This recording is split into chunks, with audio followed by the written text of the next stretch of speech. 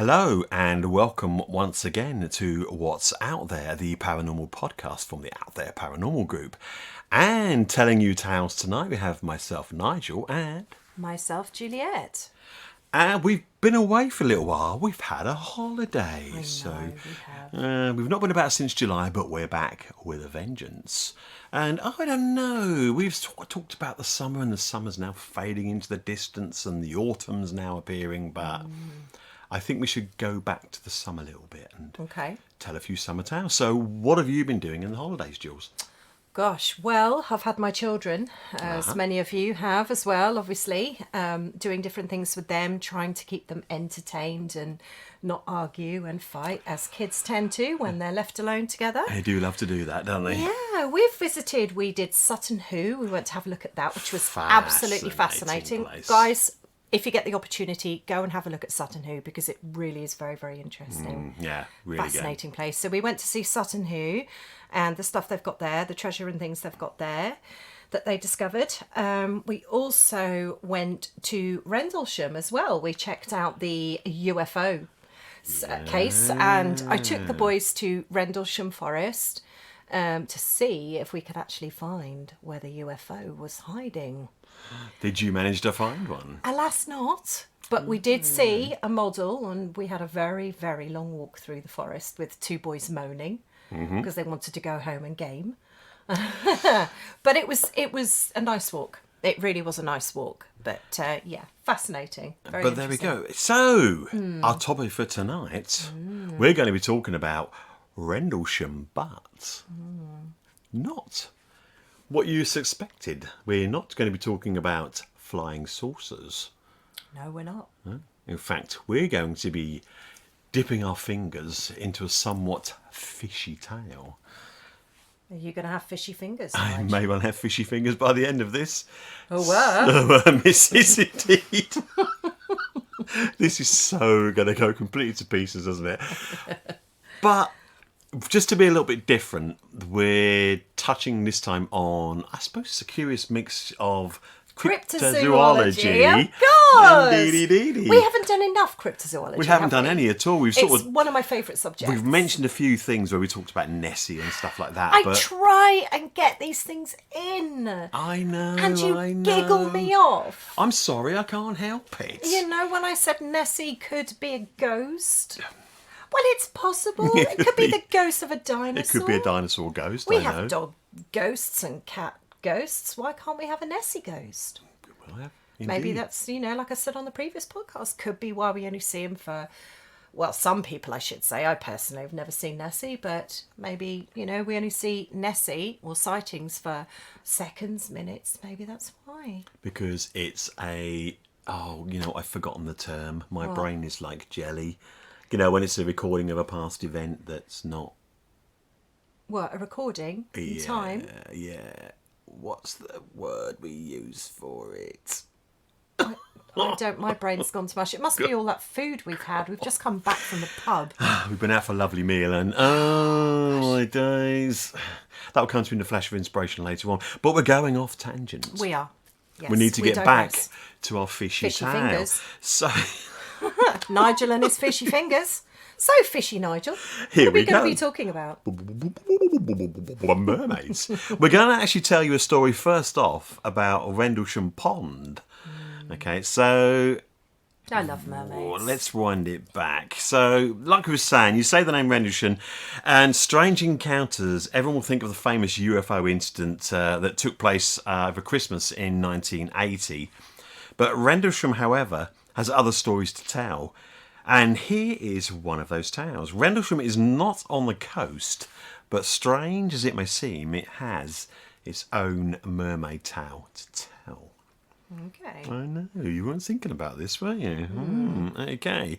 In a book called Two Suffolk Friends, published by William Blackwood and Sons, the memories of Robert Hyde's groom, Archdeacon of Suffolk 1810 to 1889, were contained, including the time he spent at Rendlesham between 1813 and 1815. And he recalls, in a ploughed field nearby was a large piece of ground, one end with a pond in the middle of it, and with many wild cherry trees near it. I can remember how pretty they were, with a covering of white blossoms and the grass below full of flowers. But the pond was no ordinary one. It was always called the S Pond, being shaped like that letter, I suspect too. So it was a pond of ill repute, perhaps connected with heathen worship, for we were warned never to go near its edge, lest the mermaid should come and pull us in. That's really interesting, because when I was at Sutton Hoo, it was a chap there, it's one of the guides that actually told me about a mermaid at Rendlesham. How strange! And what an odd it really connection. It really fascinates, because I've never heard a case of a mermaid, a Rendlesham mermaid, never heard of it. And yeah, he said, did you know about it? But inland as well. I mean, normally they're obviously associated with the coast because they're like a nautical thing. Yeah. You know, we've been sort of bigging up our fishy towns tonight. So in a way, it is a fishy tale, but it's half fish, half person, which is exactly what mermaids are alleged to be. So I mean, it could well have been that this mermaid was created at Rendlesham to keep the children away and to scare them away. Because she wasn't meant to be a nice mermaid. She was meant to be quite a scary mermaid, apparently. Yeah. So maybe it was just, stay away, children, stay away. Yeah, you get like there's lots of different sort of water spirits and things that are mentioned in folklore tales, you know, and like you said, they are normally given as a thing to sort of keep children away from the edge of water, so, you know, don't get too close or the water hag will get you and drag you in or anything like that. So, very interesting. So we start off with an inland mermaid, but let's actually talk about your classic mermaid itself. So, obviously they're, like we said, they're half female, half fish. Yeah. You do get mermen as well, but the popular tales do tend to be more about mermaids, because they've got this sort of reputation, I suppose, of being this sort of gorgeous Sexy women. fish. Exactly. Sexy fish Luring women. men, sailor men to their death at sea. Exactly, Well, that's more a siren, isn't That's it? more a siren, yeah, because the two, although they're sort of interchangeable, they are completely different. You know, the mermaids are more seen as a good thing to a certain extent, but sirens are seen as a nasty thing. sinister. Yeah, more sinister, sort of. They're, like you said, luring poor sailors to their death. To their watery grave. Deedy deeds, yes.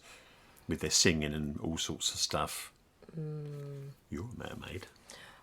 Am I? You have this strange infinity with the sea, don't you? I always wear a mermaid. You have a around my mermaid neck. round your neck, I absolutely adore mermaids. Yeah, there's a big sort of fascination with you, isn't Yeah, it? Yeah. I really do. I just love the sea. Anything to do with the sea. You do, and you can sing as well. Well, yeah. Not. I don't lure people to their watery I was depths. going to say, you're Or maybe I do. you could make the perfect mermaid because you They run away. Oh, here I go. Look, I'm going to say these things and embarrass myself again, aren't I? You do have a classic beauty to you, Jules, Oh, stop and it. you can sing and you could lure them in. And not only that, Shush. I've seen you as a mermaid. Yeah, I know. 'Cause I you did a bit of mermaid modelling. Yeah. You did a photo shoot, didn't I you? did. You've actually got a mermaid towel, haven't you? I have. Yes, I really have. Yeah. If you behave, folks, we might be able to persuade Jules to show us a picture of Oh, herself I as a don't know mermaid. about that. But we can cover up some of the bits that you're not supposed to see. Yes. I don't want to scare anyone. No, bless you. But I thought they were really, really good. Oh, The pictures thank are you. excellent. And the painting that the guy did, Yes. because it was on part and parcel, we were taking pictures to actually do a painting of That's you. right. The painting is incredible. It's really, really good. Yeah, he was really very good actually. Yeah. The way he captured water was pretty amazing, Yeah, and no, it's the absolutely glistening brilliant. of the tail was quite lovely as well. It's really, really great. Yeah. So, where are we going to go with our mermaids? Ooh, well, we have got quite a few stories to tell. Shall we start with Snettisham? Okay. We'll start local and then we can branch out, can't we? Indeed. We do have lots of, well, I say lots of tales. We have a few tales from around the Norfolk coast. As you know, we're very, very much sort of local orientated. We like to share stories about the area that we come from, and obviously we're a Norfolk group. So we'll tell you some Norfolk tales to start with. All right then, boy. And then we can expand it some other stuff. And that would last me, but oh no, you know what? There's going to be some of that later on because on these stories, no. I'm going to have to do an impersonation of someone. Apologies in advance. So, would you like to start with the Snettisham tale? Yes, yeah. Do you want me to tell it? You can tell it. Okay, well, as we know, mermaids are legendary sea creatures chronicled in maritime history for centuries. And of course, Norfolk is no exception. with the half-human, half-fish creatures spotted in our seas. And yes, folks, we have had quite a few being spotted around Norfolk, which surprised me. Now, legend has it that a strip of coast in the west of the county takes its name from a rather unusual visitor who once landed there. Mermaid Sand, near the village of Snettisham in Norfolk, is named after a dark-haired siren who was seen there long ago. Now, according to legend, the mermaid or sea woman could magically discard her tail and transform herself into a normal female with the usual number of lower limbs. Now, this enabled her to leave the sea and interact with the local community and even marry unsuspecting mortals. Though always naked in her natural habitat, she would modestly wear clothes while on land. That is like Daryl Hannah in Splash, isn't it? It is indeed, yeah. God, I love that film. Yeah. Do you know what the thing is with these mermaid tales? If you look into, I suppose a classic example is the Hans Christian Andersen story with the Little Mermaid. Mm-hmm. And they say that she actually found I'm trying to remember the story itself, but she saw a prince on a boat. She got to a certain age, I think she was 15 years of age, and she was allowed to then go up to the surface and look. And she saw a handsome prince on a boat, and then a storm blew up and the boat sunk. But she saved the prince. That's right. Took him ashore and left him on the shoreline because she couldn't actually go ashore herself. And then he was found by another woman Who claimed she'd rescued him. But of course, the Little Mermaid had fallen in love with him. But she then... Oh, here we go. I'm trying to remember. She wanted to become mortal, didn't she? So That's didn't right. she visit a witch? You've got Or it. am I thinking Ariel? No. You definitely. She went to visit a witch who then gave her a potion that she could drink that would give her legs, but it would take away her voice. That's it. Yeah, but then she would get the legs. But the thing is, she was told that if she didn't then marry this prince, she would then die and turn from being a normal... a mortal or a mermaid, she would just turn into sea foam, which is what happens to mermaids when they die, apparently. And it's one of those really sort of quite sad stories, because she takes the potion and she loses her voice and she can't actually speak to him, but he does sort of fall in love with her to a certain extent, but then again he has to marry the girl that rescued him, and he ends up marrying her, and of course this poor Little Mermaid then dies. Sad, isn't it? It's quite tragic. But no, it's got a happy ending, because as she dies, there's sort of the spirits from the sky come and take her away and say, because she was so good-hearted, because they say if she kills herself or kills the prince and drips his blood onto her legs, she'll turn back into a mermaid again and be able to go back in the water.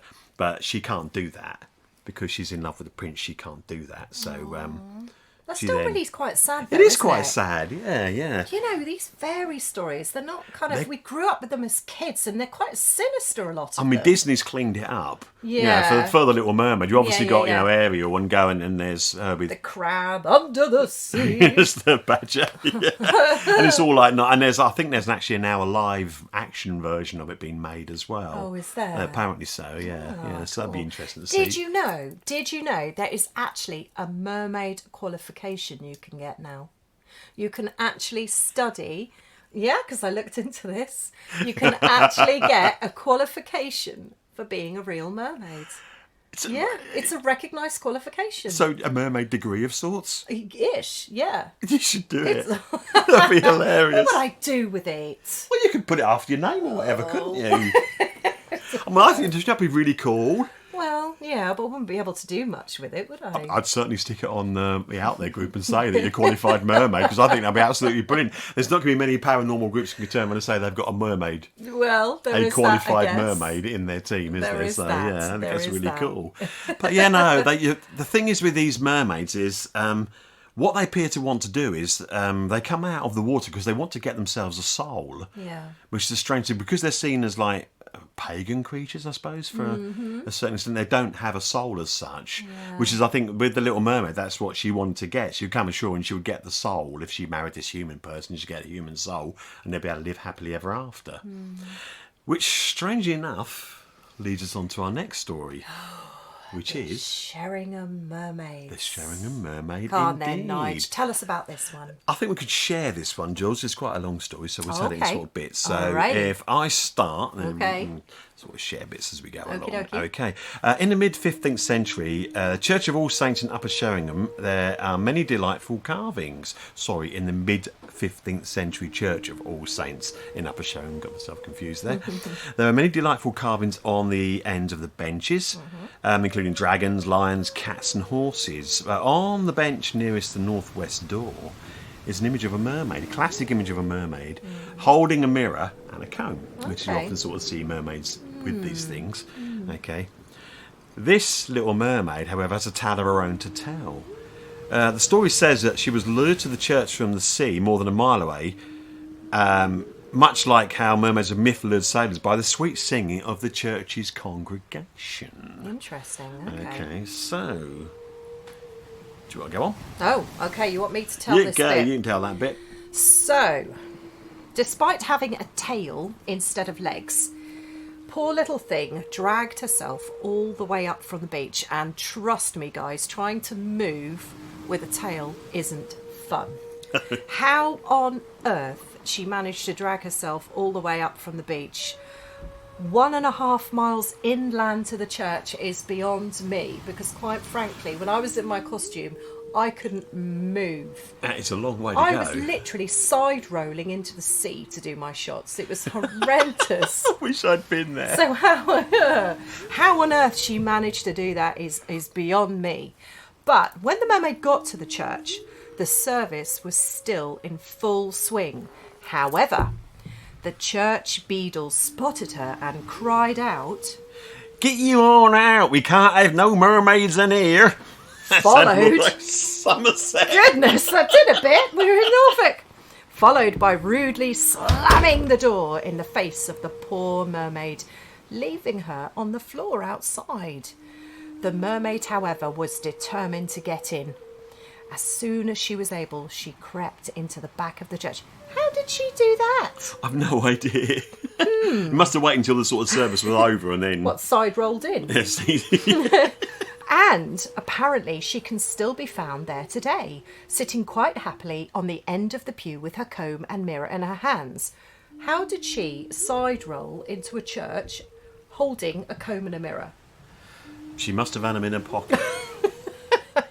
We're going to get onto this a bit later on because right. there's a few questions about mermaids' anatomy that I need answered. Oh, so. don't look at me. Now, the carving is said to be in that particular spot because it overlooks the sea, and because as a pagan, she must be far away from the holy altar.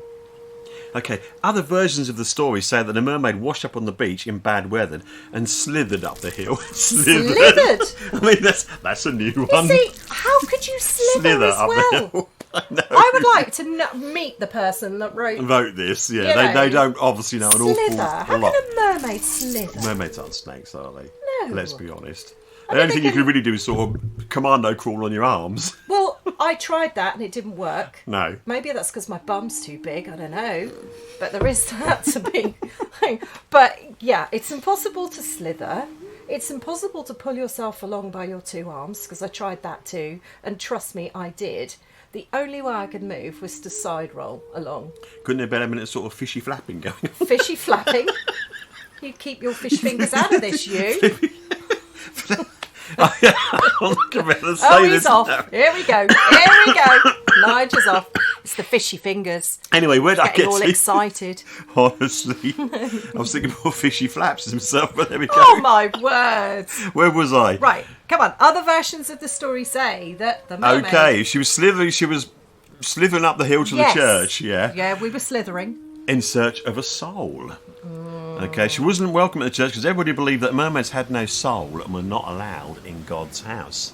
Oh, so was it a fear thing that she was going to steal someone's soul? Soul, maybe? yeah, because I mean there is that sort of thing saying, like we're touching again with the Little Mermaid story, because she was the same thing, going to marry the prince, because if she married the prince, she thought she'd be able to get part of his soul. Yeah. Would get a soul herself, because mermaids don't have one. Do you know, it makes me so sad because everything to do with pagans is bad, and it's all to do with the church, isn't it? It is, yeah, It's really quite horrible.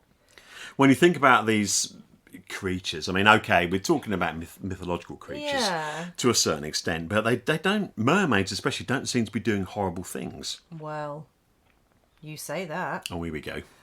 There have been cases of mermaids doing horrible things. Have there? Okay. Anyway.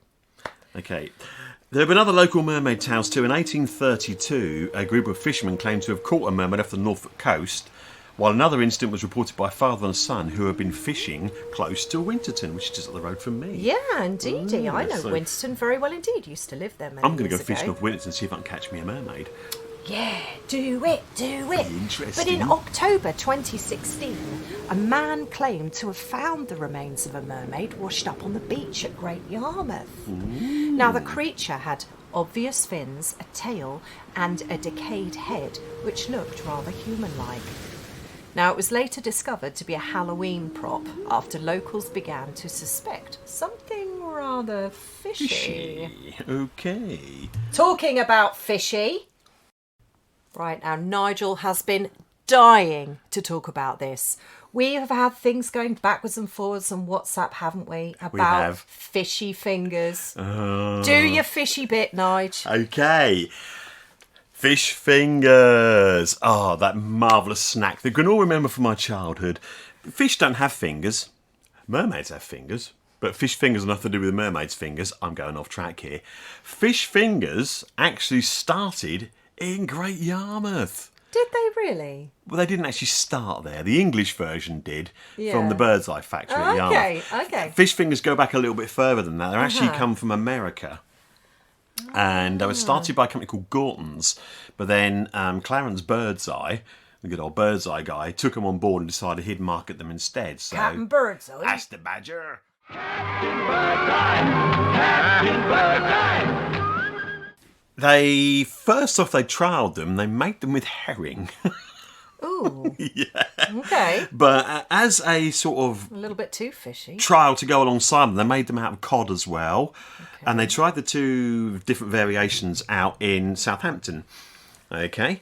And apparently the cod ones turned out to be more popular than the herring ones, which I didn't expect at all, because the cod ones were just put down as like a sample thing to go alongside it to see what sort of people thought of the two. Yeah. And the herring ones were like... I was going to say, that is a little bit too fishy. I was going to say, it's a very sort of fishy taste. I mean, obviously, for Yarmouth, when they came out in 1955, the herring fleet business was still big in Yarmouth, because they were very sort of renowned for the herring fisheries there. So I suppose they were landing a lot of herring, so they thought, let's turn these into fish fingers. But apparently, no, they didn't go down too well.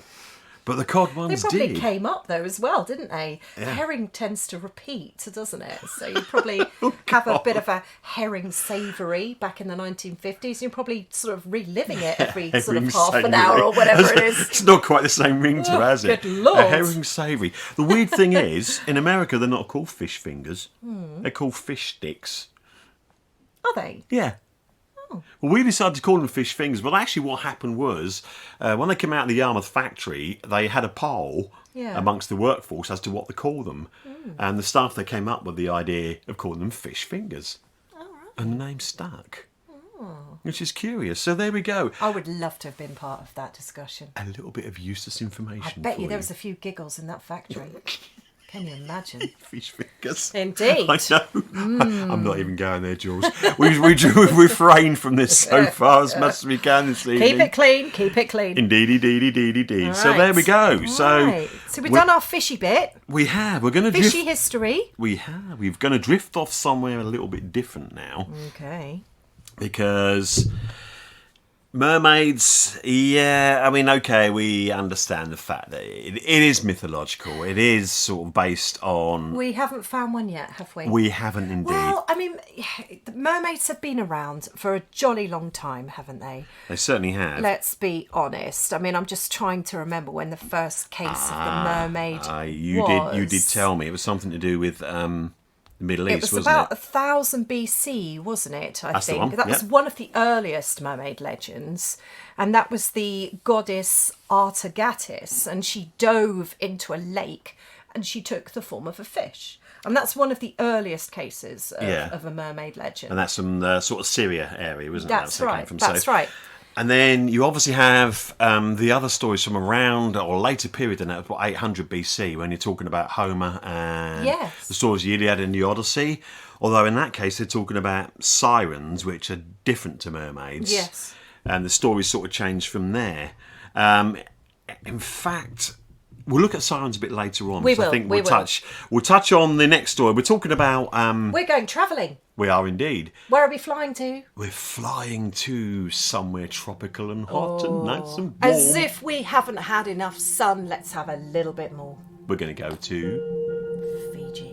Fiji indeed. Love it in Fiji. And we're going to have a chat about our old friend, Mr. Barnum. Okay. And his rather lovely freak show. His circus of peculiar things, because Fascinating. there's a story attached to Barnum and his circus that relates to mermaids, and it's the classic start of a hoax that sort of grew and grew and grew, and it's turned into a major thing. Some of you may have heard the term, some of you may not, but we're going to be talking about the Fiji Mermaids.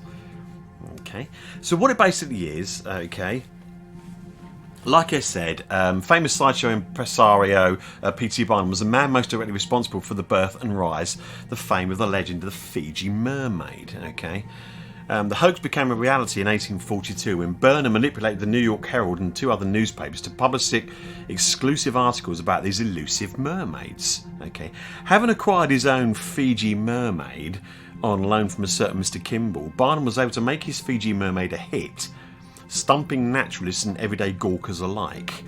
For decades, people believed that the creepy fish-like creature was in fact real. In reality, it was a well-made con job, cobbled together from a monkey corpse and a large fish. But if you Google it, you will see, because there's photographs of it. There is photographs of it. I think I may have seen it many years ago in Ripley's. I think. I do believe Ripley's had them, yeah. I think. Yeah. But they are clever fakes, I have to say. You I do was look like, at- wow, what is that What is it? thing? Yeah. Because, to the untrained eye, it really genuinely looks like a human fish type creature. Yeah, because it's got the head and it's got the arms Yeah. and it's got the fish tail. It's clever. It is very, very clever, yeah. Yeah. Okay, so soon after Barnum's original display, sideshows all over the world started finding similar mermaids. Research from the one that Barnum had was found out that it was probably made by Japanese sailors in about 1822. Okay. The original one was 200-year-old oddity, was supposedly lost in the fire, but a few places still claim to have the original true mermaid. Oh, that always happens. So I was going to say, there's lots of them sitting in various sort of museums, especially across America, where they're saying they've actually got the original P.T. Barnum Fiji Mermaid. Okay.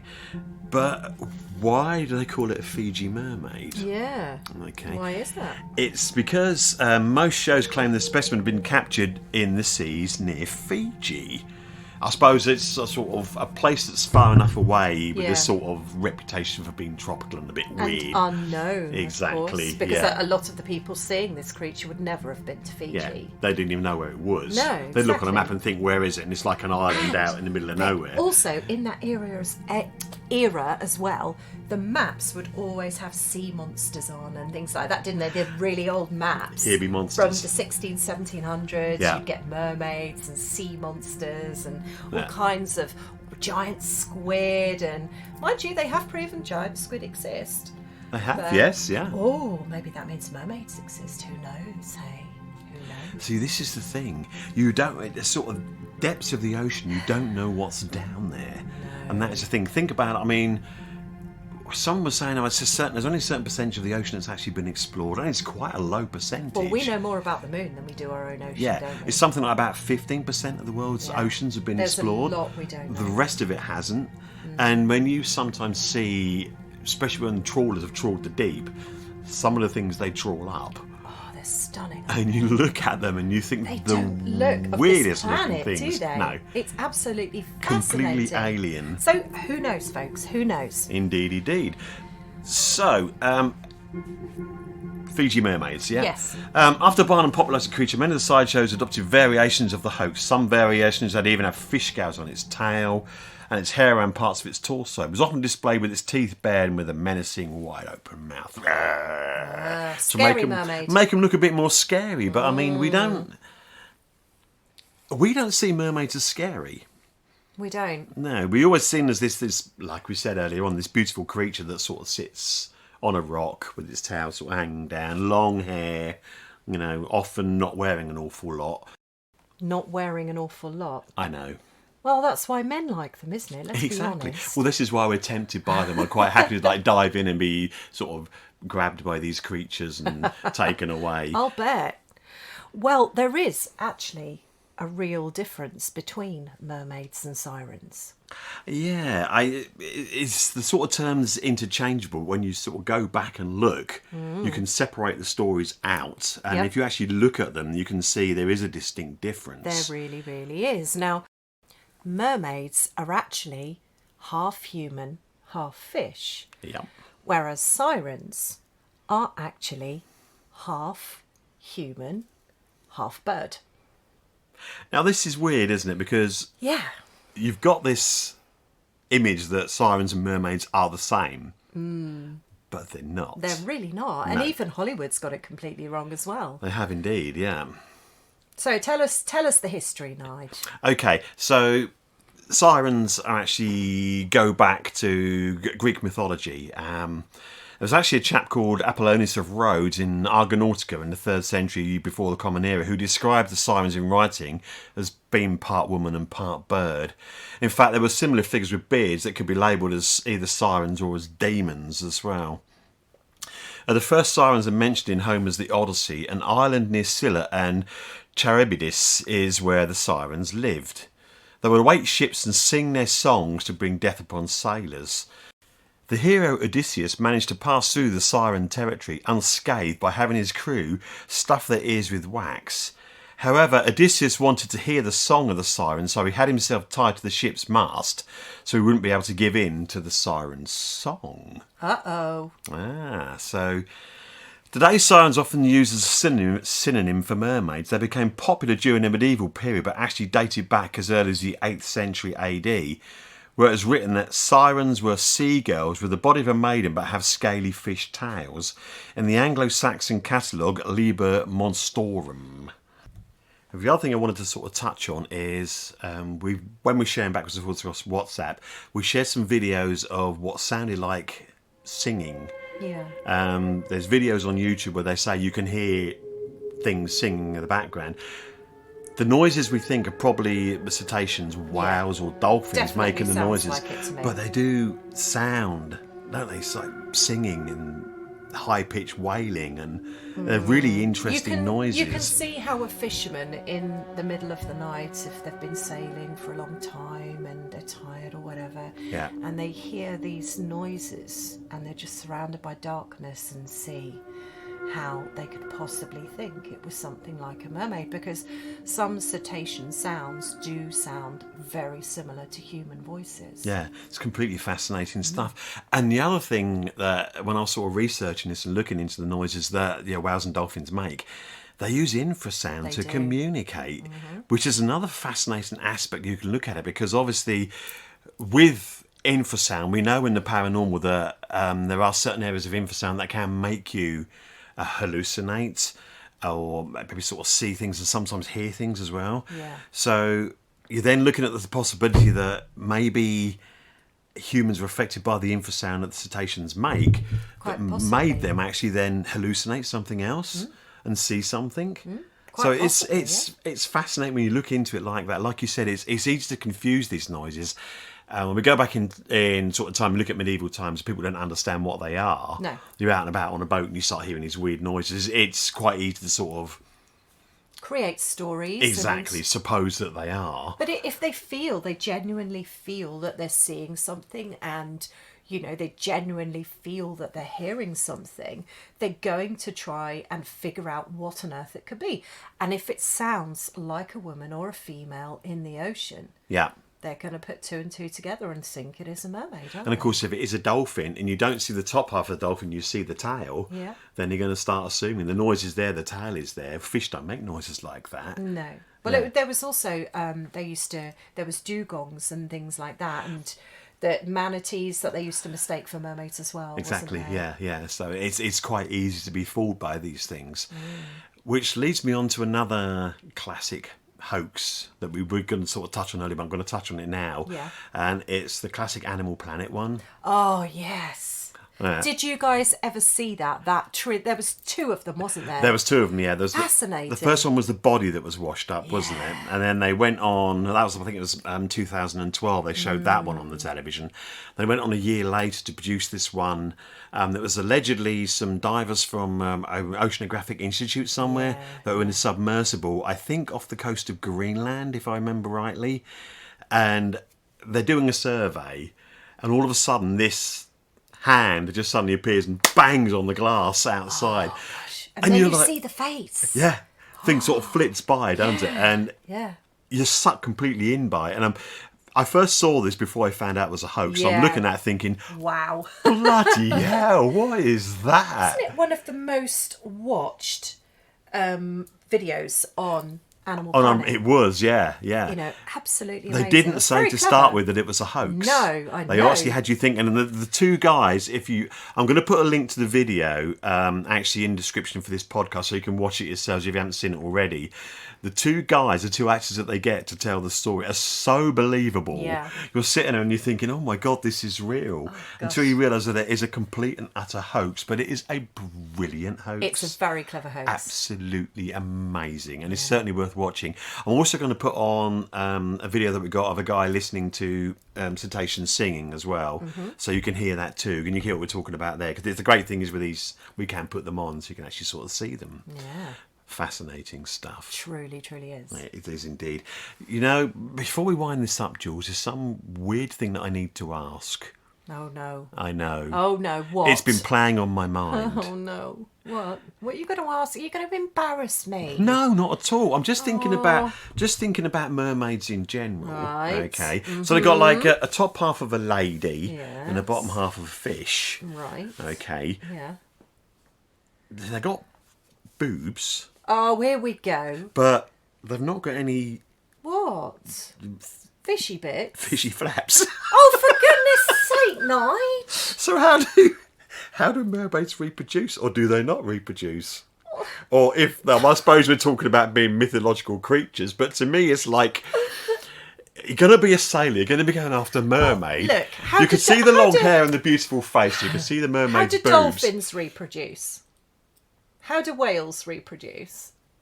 I suppose there is, yeah, okay. Well, it's a similar way.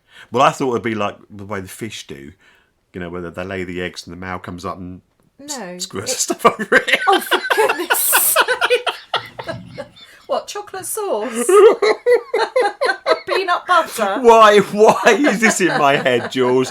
Why is this in my head? Because it's you. I know, because it's me and I have Lovable, to think these... pervy rogue. I have to think about these weird things. The same way whales and dolphins do, without going into detail. That's true, You because... get a man whale and a man... No, let me start again. You get a man whale and a woman...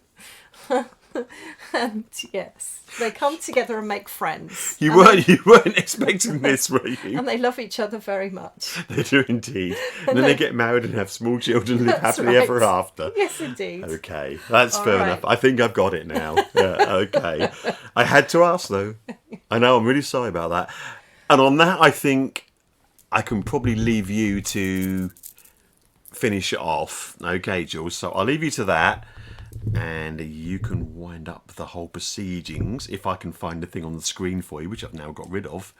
Oh, Nige. I know, I'm Goodness sake. sorry. So, you know, we've had our discussion about these mythical, wonderful, beautiful, and rather scary mermaids and sirens. You know, but it still makes me wonder, what is the truth behind these elusive, scaly maidens of peril and beauty? You know, are the sightings and strange sounds simply cetaceans of the ocean? Possibly. or maybe something more. Behind these fascinating tales of mythology, perhaps something really does lurk with the dark realms of the ocean, or maybe these are just stories, wonderful stories told by those travelling at sea, simply craving a little company on those dark nights. We do know that the creators of maps, as I was saying earlier, during the 16th and early 17th century, enjoyed a little bit of creative license, painting beautifully and rather dramatic sea monsters onto their maps to entice and fascinate those would-be explorers, or maybe even scare them away. Indeed. As to what could possibly lie in unexplored waters. And we're talking here about a really vast expanse of water, of, like we said before, which we know very little about. We have explored around 9 to 12% of our oceans, so who knows what is hiding in the other 90%. That's a lot of water. I guess until we're technologically advanced enough to travel every inch into our planet's murky and watery depths. Well, Nige, the jury's out on this one, for now. I think it is. And on that, ladies and gentlemen, we're going to leave you with this story and say our goodbyes. So, thank you once again for listening to us. It's really great to be back podcasting again, and we have more tales coming your way. We do. We Less do fishy. Not so fishy.